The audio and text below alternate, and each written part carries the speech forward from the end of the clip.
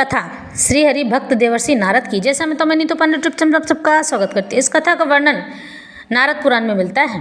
कहते हैं कि जब श्रीहरि की कृपा हो जाती है तो मनुष्य को किसी और की कृपा की आवश्यकता नहीं होती है, क्योंकि इस ब्रह्मांड में श्रीहरि से बढ़कर कुछ नहीं है। जब भगवान विष्णु किसी पर अपनी कृपा दिखाते हैं तो वह दिव्य से दिव्यतम हो जाता है, अलौकिक हो जाता है।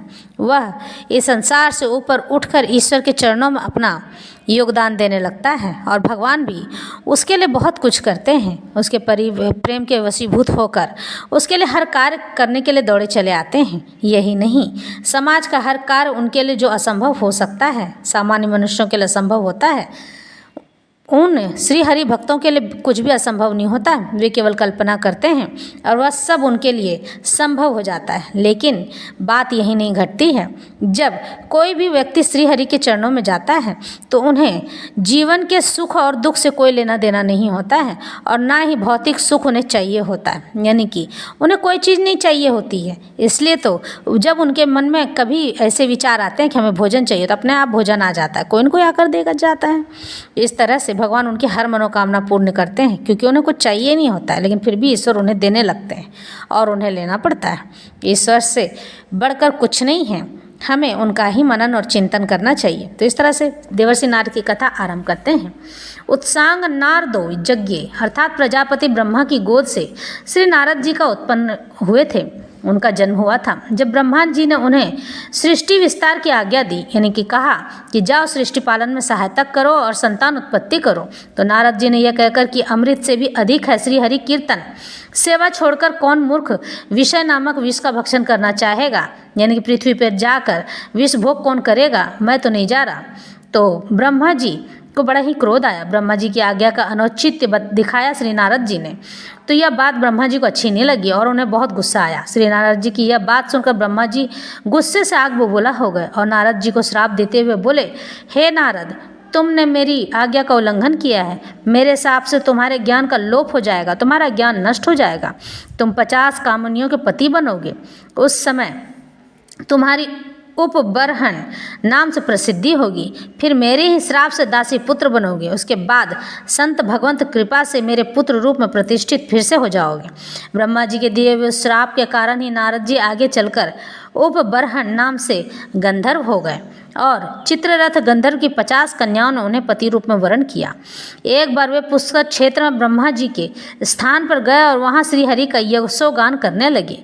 वहीं रंभा अप्सरा को नृत्य करते देखकर काम मोहित होने से वीर रस खलित हो गया, जिससे कुपित होकर ब्रह्मा जी ने उन्हें श्राप देते हुए कहा, तुम गंधर्व शरीर को त्याग कर शूद्र योनि को प्राप्त हो जाओ। साफ सुनकर उपवर्ण ने तत्काल उस शरीर को योग क्रिया के द्वारा छोड़ दिया और कालांतर में द्रुमिल गोप की पत्नी कलावती के गर्भ से उत्पन्न होकर दासी पुत्र कहलाए। द्रुमिल गोप के स्वर्ग सिधार जाने पर कलावती एक सदाचारी ब्राह्मण के घर सेवा कार्य किया करती हुई जीवन यापन करने लगी। उस समय का अपना चरित्र बताते हुए नारद जी ने व्यास जी से कहा कि मैंने ब्राह्मण के घर चतुर्मास 4 महीने बिताने के लिए संतों में निवास किया है। ब्राह्मण की आज्ञा से मैं माता समेत संतों की सेवा में लगा रहता था और पात्रों में यानी कि बर्तनों में लगी हुई उनकी जूठन दिन में एक बार खा लिया करता था, जिससे मेरे सब पाप दूर हो गए हैं। हाँ, ये सच है कि जो साधु संत हैं, जो जाप साधना करते हैं और अगर उनका बच्चा बिगड़ जाए या उनके कुछ बहुत पाप बचे हों, तो अगर उनका जूठन खाया जाए तो उनके पाप भी नष्ट हो जाते हैं और उन्हें सदगति भी प्राप्त होती। यही नहीं, वह कुमार से भटक कर सुमार्ग पर चला आता है। तो आपके घर के आसपास अगर ऐसा कोई भी व्यक्ति हो या ब्राह्मण प्राप्त किया हुआ कोई भी ऐसा सिद्ध पुरुष हो, स्त्री हो, तो उसका जूठन अवश्य घर से लेकर आए, क्योंकि जब उसका जूठन वो खाएगा तो उसके मन में कभी भी विकार उत्पन्न नहीं होंगे, बुद्धि भ्रष्ट नहीं होगी। यही तो है मनुष्य के जीवन का सुगम मार्ग, जिससे वो बचा जा सकता है।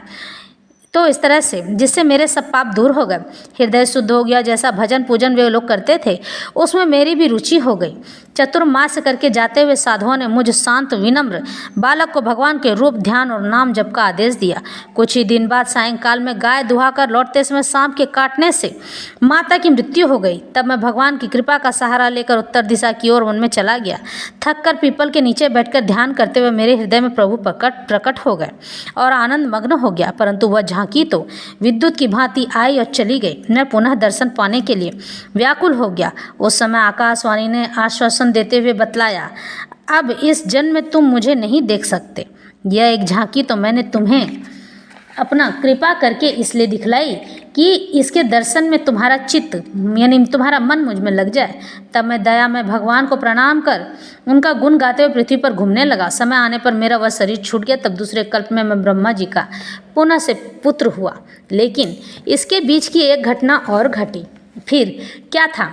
देवर्षि नारद देव योनि को प्राप्त हुए और श्री हरि नारायण की भक्ति प्राप्त की। लेकिन भक्ति करने के लिए भी गुरु की आवश्यकता अवश्य होती है। तो श्री हरि नारायण ने आकाशवाणी करते हुए कहा, नारद, तुम्हें एक सांसारिक गुरु अवश्य बनाना चाहिए। तो देवर्षि ने पूछा कि पता कैसे चलेगा कि मेरा गुरु आखिर कौन है और इसे मैं अपना गुरु किस कारण से बनाऊं?